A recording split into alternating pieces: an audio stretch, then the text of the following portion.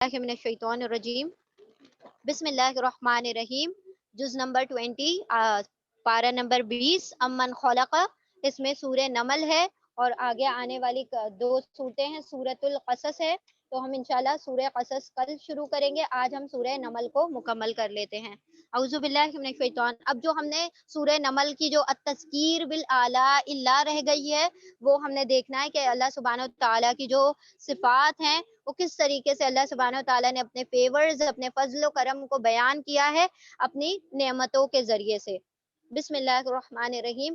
امن خلق السماوات والارض. بھلا وہ کون ہے جس نے آسمانوں اور زمین کو پیدا کر دیا. یہاں سے اللہ سبحانہ و تعالیٰ کی ذات اور اس کی جو صفات ہے اور اس کی جو تخلیقات ہے اس کا تذکرہ شروع ہو گیا. آسمانوں اور زمین کو پیدا کیا اور تمہارے لیے آسمان سے پانی برسایا، پھر اس کے ذریعے وہ خوشنما باغ اگائے جن کے درختوں کا اگانا تمہارے بس میں نہ تھا. یعنی اللہ ہی کی ذات ہے جو ان تمام چیزوں پر قدرت رکھتی ہے.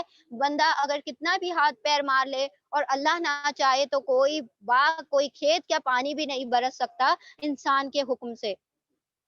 یہ سب کچھ اللہ ہی کے حکم سے ہوتا ہے. کیا اللہ کے ساتھ کوئی دوسرا خدا بھی ان کاموں میں شریک ہے؟ نہیں، بلکہ یہی لوگ راہ راست سے بھٹک چکے ہیں. وہ کون ہے جس نے زمین کو جائے قرار بنا دیا اور اس کے اندر دریا رواں کر دیا. یعنی جائے قرار یعنی رہنے کی جگہ بنا دیا. یہ تو اللہ ہی ہے جو دنیا کو ساری زمین کو بچھا دیا کہ وہ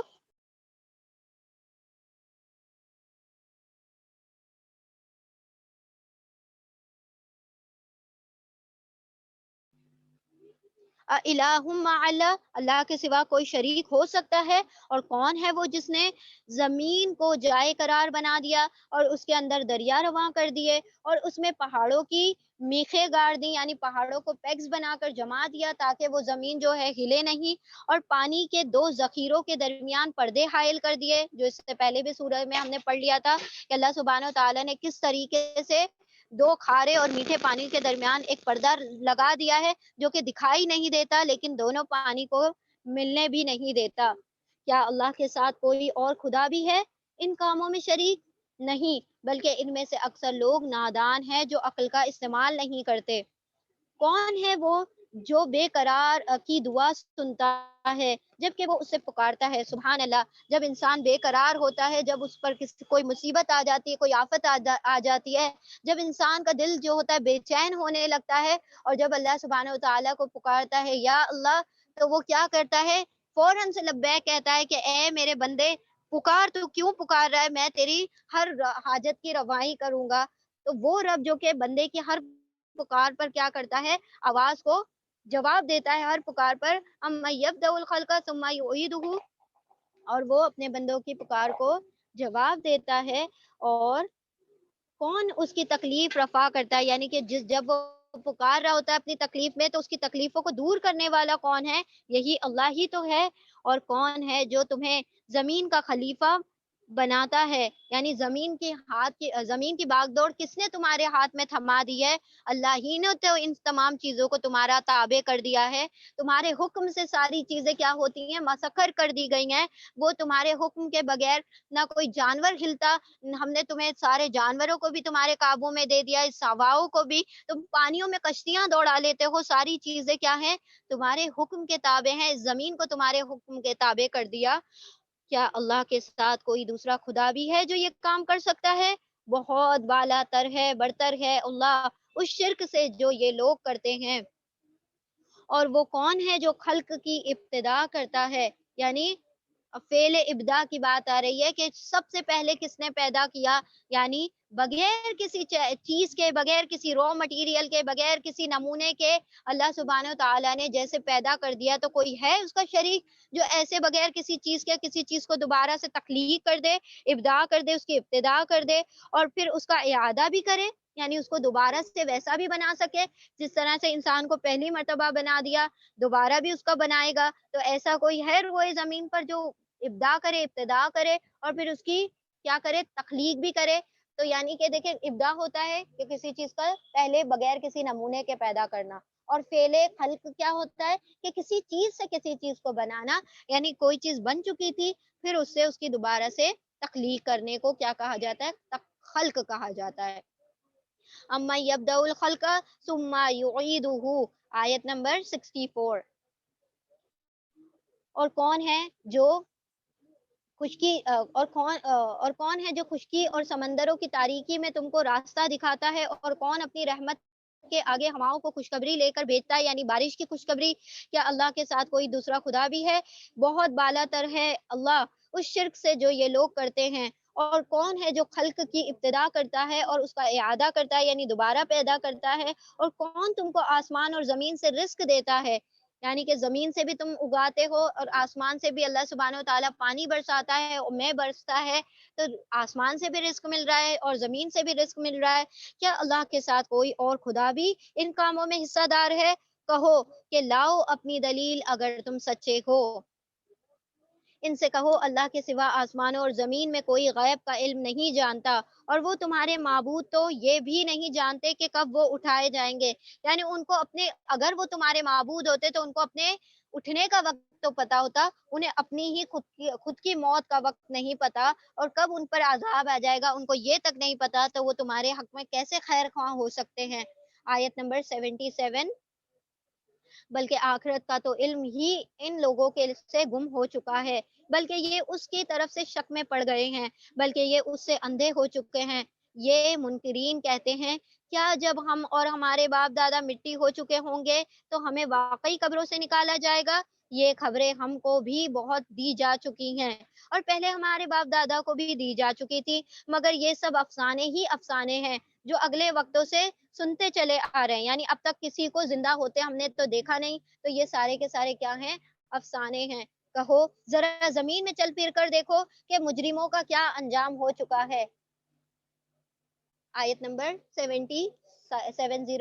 اے نبی صلی اللہ علیہ وسلم، ان کے حال پر رنج نہ کرو اور نہ ان کی چالوں پر دل تنگ ہو، یعنی کہ یہ جو لوگ کرتے ہیں آپ کے خلاف چالے چلتے ہیں، یہ جو صالح علیہ السلام کی مثال بیان کی گئی، یہ نبی صلی اللہ علیہ وسلم کے ساتھ بھی ہو رہا تھا، تو اللہ سبحانہ و تعالیٰ نے کہا کہ دل تنگ کرنے کی کوئی ضرورت نہیں ہے، اس سے پہلے بھی بہت سارے لوگوں کے ساتھ یہ ہو چکا ہے اور نبیوں کو تکلیفیں پہنچائی جا چکی ہیں، تو آپ کیا ہے، دل غمگین نہ ہو جائیں، تنگ دل نہ ہو جائیں، اللہ سبحانہ و تعالیٰ اس کا بدلہ ضرور ان سے لے گا۔ وہ کہتے ہیں کہ یہ دھمکی کب پوری ہوگی اگر تم سچے ہو؟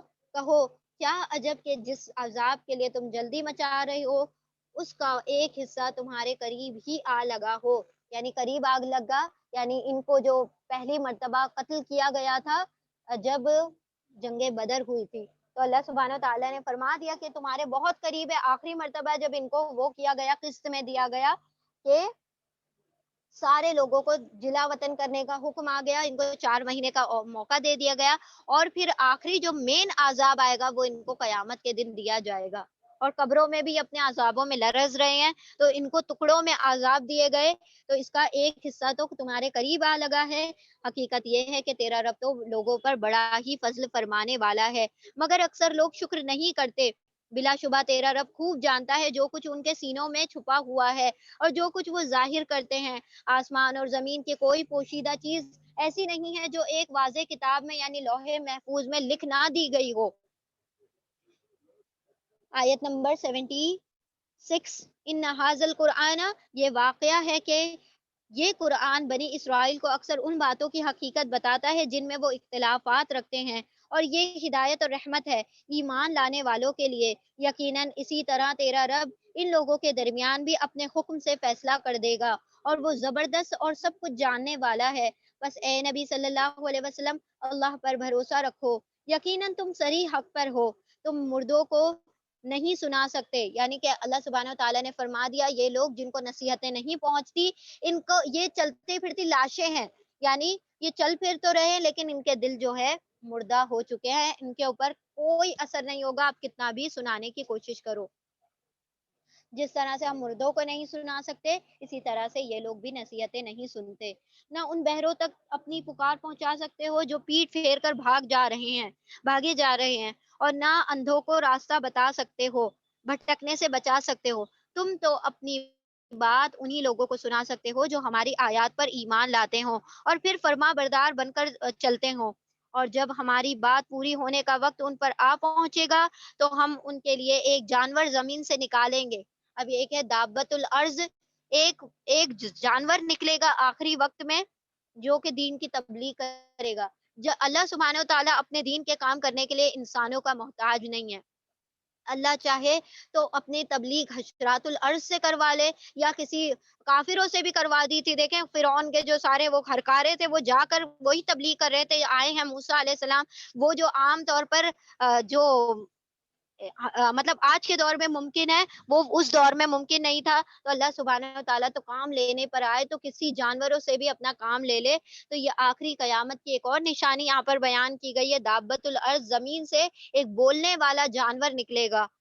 تو اللہ سبحانہ وتعالیٰ اور جب ہماری بات پوری ہونے کا وقت آ جائے گا، ان پر آ پہنچے گا یعنی قیامت کا وقت آ جائے گا، تو ایک زمین سے جانور نکلے گا جو ان سے کلام کرے گا کہ لوگ ہماری آیات پر یقین نہیں کرتے ہیں، یعنی کہ وہ اللہ سبحانہ وتعالیٰ کی وحدانیت کی گواہی دے گا۔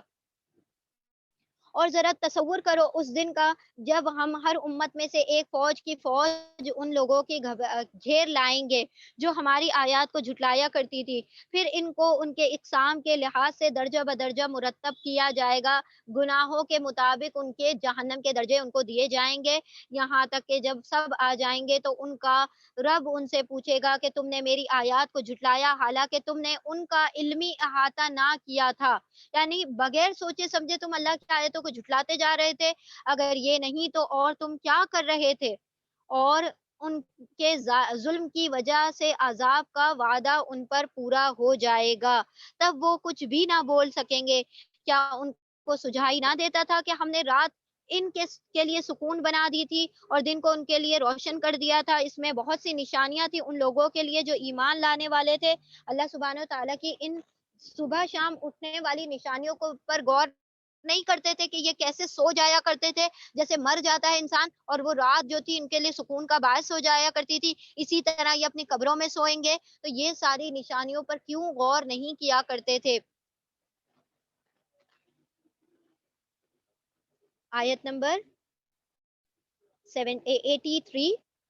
اور کیا گزرے کہ اس روز جب کہ سور پھونکا جائے گا اور ہول کھا جائیں گے وہ سب جو آسمانوں اور زمین میں، یعنی کہ سب کے سب کیا ہوں گے؟ گھبرا جائیں گے، اور سوائے ان لوگوں کے جنہیں اللہ اس ہول سے بچا لے، یعنی اللہ اپنے نیکوکار بندوں کو کی گھبراہٹوں کو کم کر دے گا، ان کے خوف کو زائل کر دے گا، مگر اور سب کان دبائے اس کے حضور حاضر ہو جائیں گے، یعنی اتنی زور سے وہ آواز نکلے گی کہ سارے لوگ اپنے کانوں میں انگلیاں ڈالتے ہوئے اس کی طرف دوڑ رہے ہوں گے، سوائے آج تو پہاڑوں کو دیکھتا ہے اور سمجھتا ہے کہ خوب جمے ہوئے ہیں، مگر اس وقت یہ بادلوں کی طرح اڑ رہے ہوں گے۔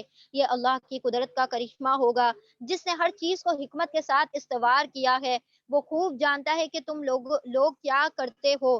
جو شخص بھلائی لے کر آئے گا اسے اس سے زیادہ بہتر صلہ ملے گا، اور ایسے لوگ اس دن کے ہول سے محفوظ رہیں گے، اور جو برائی لیے ہوئے آئے گا ایسے سب لوگ اوندھے منہ آگ میں پھینک دیے جائیں گے۔ کیا تم لوگ اس کے سوا کوئی اور جزا پا سکتے ہو کہ جیسا کرو گے ویسا بھرو گے؟ سیدھی سی بات ہے، مکافات عمل ہے، جو جیسا کرے گا اس کو ویسا ہی بھرنا پڑے گا۔ آیت نمبر هل تجزون الا ما کنتم تعملون، آیت نمبر 91۔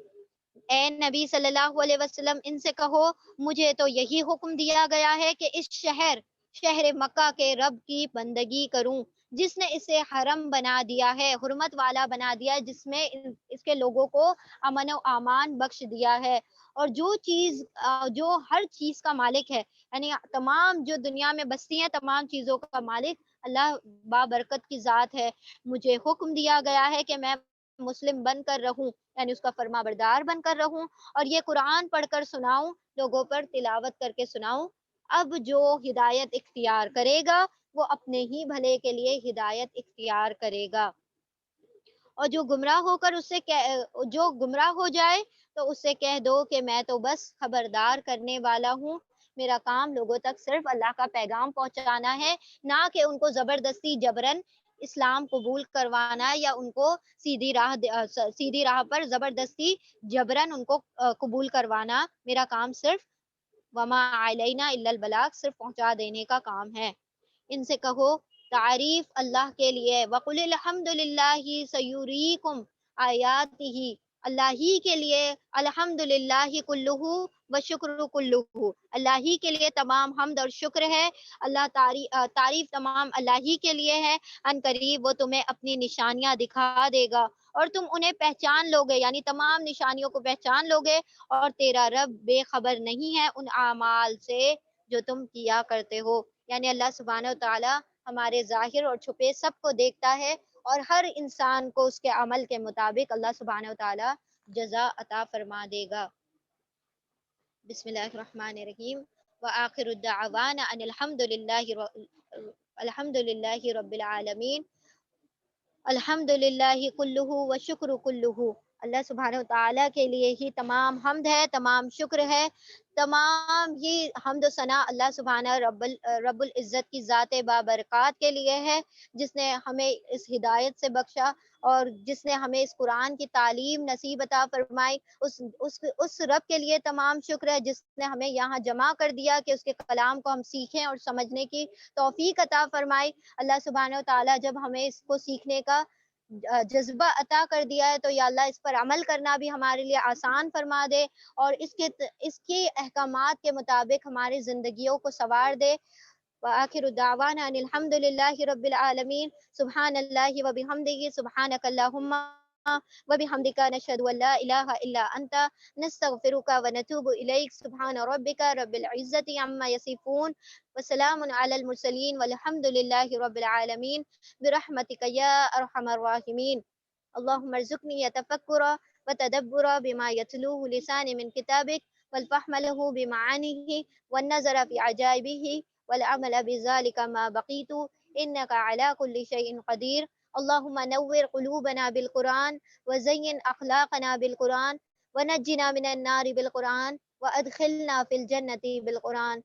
اللهم حاسبني حسابا يسيرا، اللهم إنا نسألك الجنة الفردوس ونعوذ بك من النار، اللهم إنا نسألك الجنة الفردوس ونعوذ بك من النار، اللهم إنا نسألك الجنة الفردوس ونعوذ بك من النار۔ رب إني لما أنزلت إلي من خير فقير، ربنا تقبل منا إنك أنت السميع العليم، وتب علينا إنك أنت التواب الرحيم، وآخر الدعوانا أن الحمد لله رب العالمين، برحمتك يا أرحم الراحمين۔